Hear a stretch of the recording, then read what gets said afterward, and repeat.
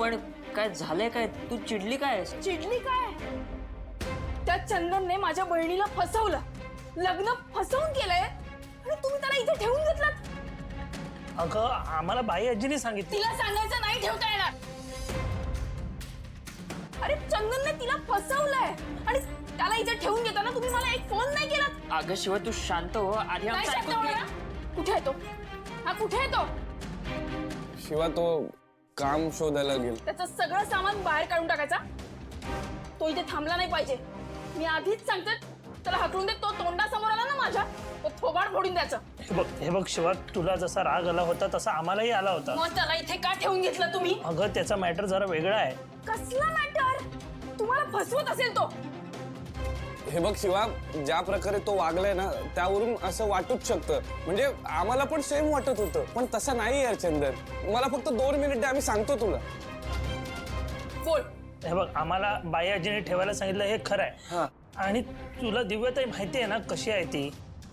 ती कशीही असली तरी तिला फसवायचा कुणाला अधिकार नाहीये, कळलं ना? कारण तिने कुणाला फसवलं नाहीये. हो हो, तू म्हणतेस ते बरोबर आहे. आम्हाला तसं म्हणायचं नाही, पण दिव्याताई माहिती आहे ना कशी आहे ती. जरा डिमांडिंग आहे. आणि हा काय धुतल्या तांदळातलाय?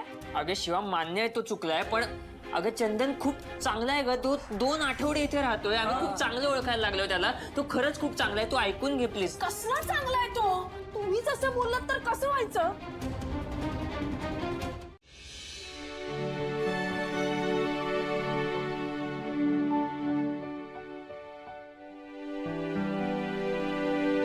भाई कुठे हरवलाय? काही नाही. काही नाही म्हणजे थोबाडावर काहीतरी वेगळंच दिसतंय. सांग ना काय आलंय? जय यार, हे जग किती फसवं आहे ना. लोक किती खोटारड आहेत.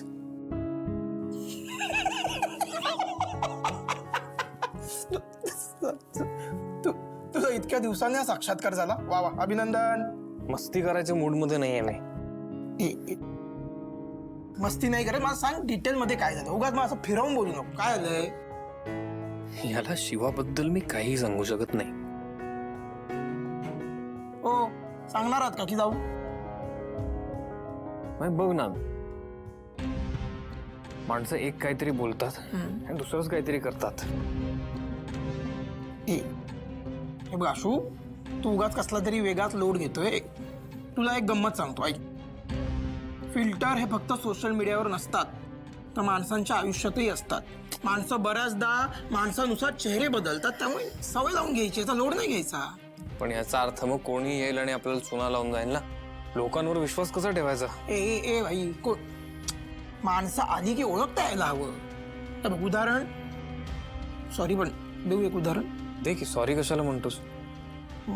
आता म्हणजे तुझ्या पर्सनल आयुष्यातलं म्हणून सांगतो. दिव्या बघ, दिसायला सुंदर आहे, बोलायला इतकी गोड आहे, पण ती कशी वागली तुझ्यासोबत?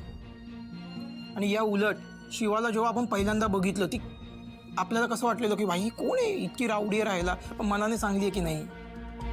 असंच असतं. जसं शिवाबाबत आपण फसलो तसं होता कामा नये. मस्त. अरे मांजा, कसं सांगू तुला की तीच सगळ्यात वाईट आहे. तिला ओळखणं ना फार कठीण आहे. काल तर माझा पक्का विश्वास बसलाय. पक्का. अगं याचा चेहरा बघ, साधं असल्याचं नाटक करतोय हा. ह्याने फसवलं ना दिव्याला, आणि तू याला घरात कशी काय घेऊ शकते काय रे? शिवा, सोड बरं त्याला. अगं अगं तो माझ्यासाठी तेल घेऊन आलाय गुडघ्यासनी लावायला. दिव्याने एवढं तरी काय आणलं होतं का माझ्यासाठी? हा, तो तर तेल घेऊन आला. अगं तो काय म्हणतोय ते ऐकून तर घे. बोल बाबा बोल. काही नाही आजी, ते काम शोधायला बाहेर गेलो होतो, तर तिकडे एक माणूस विकत होता आहे. बोलला की गुडघेदुखीसाठी रामबाण उपाय. अरे पण पैसे कशाला खर्च करायचेस? हा, कशाला काय आजी, आता सापडलं म्हणून घेऊन आलो. लय दमल्यासारखा वाटतोयस रे. तुझ्यासाठी पाणी घेऊन येते. नाही आजी, ठीक आहे. काय काम शोधत फिरत होतो ना बाहेर, म्हणून जरा थकलो. काम तर काही मिळालं नाही, पण तुमच्यासाठी हे मिळालं. आणि आजी आता ठरवलं, लबाडी बंद. आता फक्त कष्ट करणार. चंदन, अरे तुला काय वाटतंय? हे समज तू केल्यानं आम्ही तुला माफ करू, दिव्या तुला माफ करल असं वाटतंय? नाही आजी, अजिबात नाही. तुम्ही किंवा दिव्याने मला माफ करावं यासाठी मी हे नाही केलं. हे मी स्वतःसाठी करतो. बस झालं आता. हे हे खोटं जगणं वगैरे मला नकोय.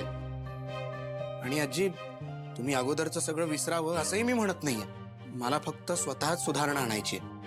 आणि आणि समोरच्याने माझ्यावर विश्वास ठेवावा तेवढ्या लायकीचं व्हायचं बस.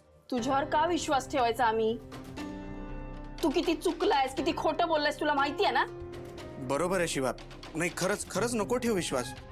पण मी खरंच ही गोष्ट मनापासून बोलतोय. शिवा, माझं दिव्यावर खरं प्रेम होतं. आणि मी जे काही केलं ते फक्त तिच्या प्रेमापोटी केलं. पण आता मला कळतंय की या सगळ्यात काहीच अर्थ नव्हता. त्यामुळे फक्त एक प्रामाणिक प्रयत्न करतोय मी, बाकी काही नाही.